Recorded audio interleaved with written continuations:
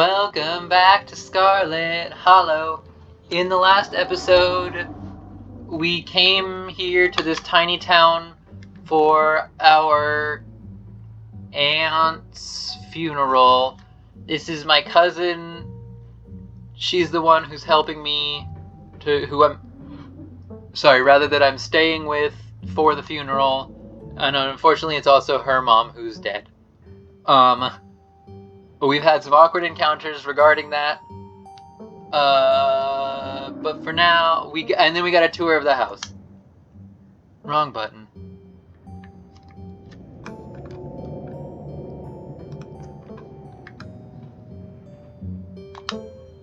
Okay, what is going wrong? Anyway, okay, there we go.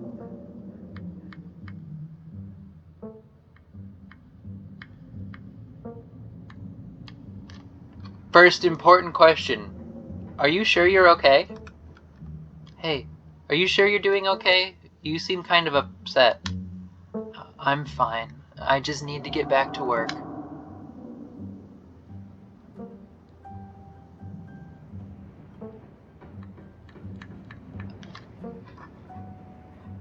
This feels horrible and awful, but I'm going to ask it anyway out of sheer morbid curiosity. Hey, so is it cool if I bring someone over at some point this week? What are you talking about? You don't even know anybody who lives here.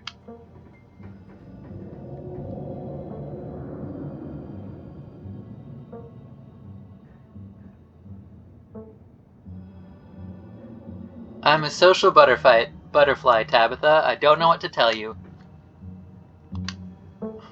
What does being a social butterfly have to do with inviting people into my house? Make friends all you want, Emmy. Just don't bring them here. Is that really so much to ask?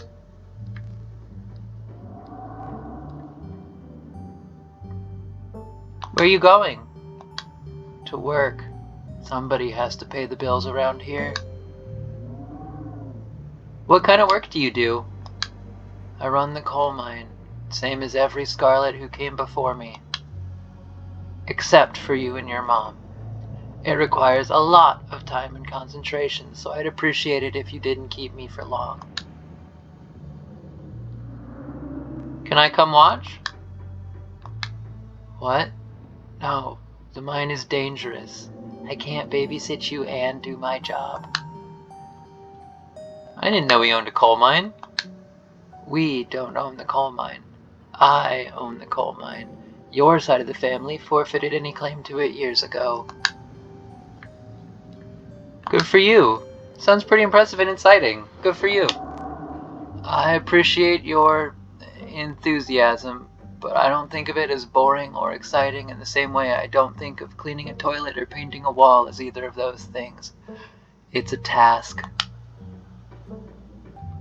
And it's a healthy mindset. Seems like a good way to look at it. Look at a job. Instead of convincing yourself you have to be doing the thing you love most, it's okay to just have a job. Yeah, exactly. Would I rather be doing something else with my life? Maybe. But I know I had to take over the company, so I think about that other stuff I could be doing. I won't keep you, but we should hang out when you get back. We'll see. There's a lot that needs to get done this week. Your cousin leaves through the front door, and now it's just you. You and this sprawling, decrepit estate.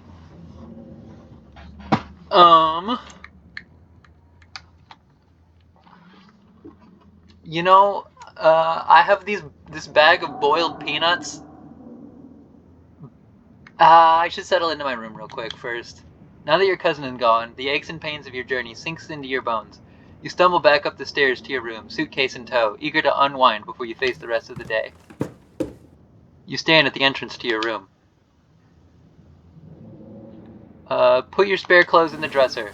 A baby! You drag your suitcase over to the dresser and open the bottom drawer.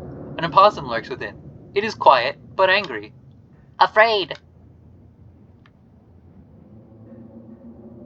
Hey friend, I no hurt. Afraid! What's your name, little guy? I'm Emmy. Dustin. Can you tell me about the human who... let's start with the... Can you tell me about the human who lives here? Which human? Pearl-Ann died. Only one human lives here.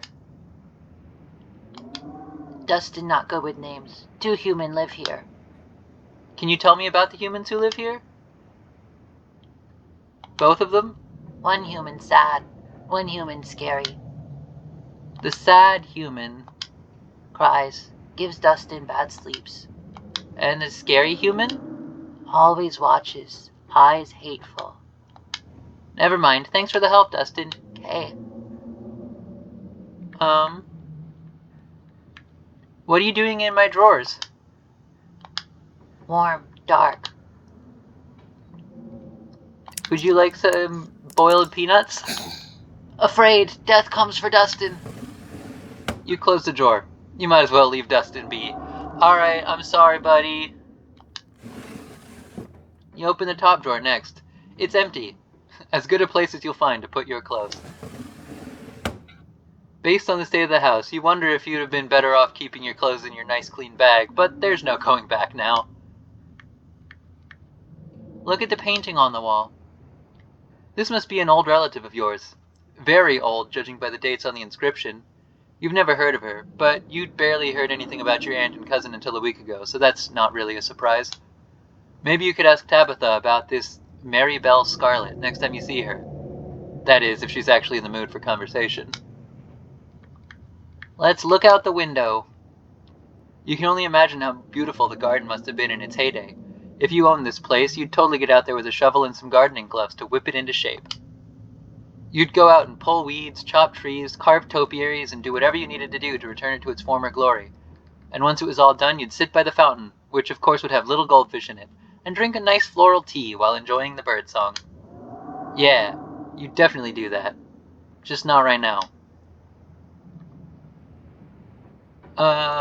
Tabitha said I couldn't put stuff in the closet, but that doesn't mean I couldn't peek in the closet. You can see why your cousin said you should put your clothes in the dresser instead of this closet. There must be decades of family history stacked up in there. I am scared of the doll because of the ominous howling background noise, so I will leave it be. Some things are best left untouched. You close the closet behind you. Alright, nap time. You immediately collapse onto the bed. You're tired enough that being alone in a strange new place won't stop you from passing out. Or so you thought. You cough as a small cloud of dust rises up from the mattress.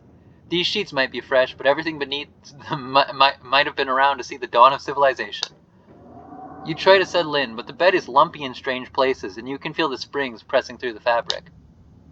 You might be tired, but you're far from tired enough to get more than a few minutes of uncomfortable napping. Alright, it doesn't seem like there's much else for you to do in here right now. Alright, so let's have a PB&J. You haven't had anything to eat all day. The only things louder than your stomach right now are the creaks and moans of this ancient place. A PB&J sounds like exactly what you need to take on the rest of the day. You head to the kitchen. You're back in the kitchen, ready to craft a beautiful peanut butter and jelly sandwich. It's a daunting task, given the state of the place, but the aggressive growls of your stomach outweigh your fear of food poisoning. To get started, you'll probably need to find some peanut butter, some jelly, bread, a plate, and a knife.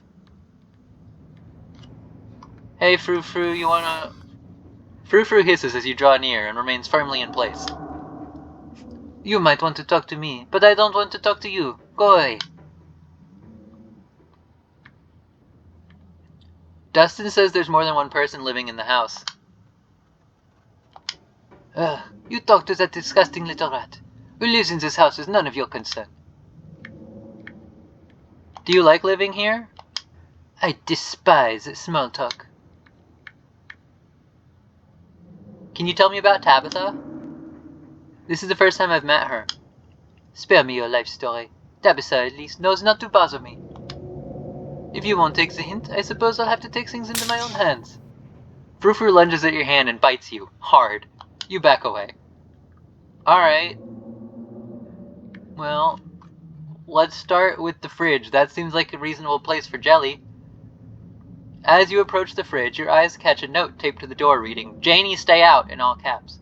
Below it, in a separate handwriting, are the words, "Okie dokie." That's not what I meant.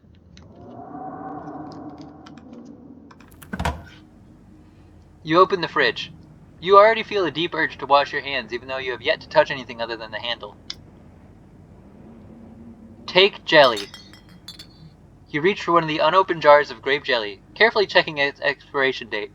You breathe a sigh of relief when you realize it's recent. Okay, but is that it's recent as in the jelly was purchased recently, or it's recent as in the jelly's only slightly expired? I mean, either way, I'm gonna eat it because I'm that hungry, but... This was either purchased specifically for you, or jelly is one of the few things in this kitchen Tabitha actually uses. All you need now is a plate, a knife, bread, and some peanut butter. Better close this fridge and keep looking.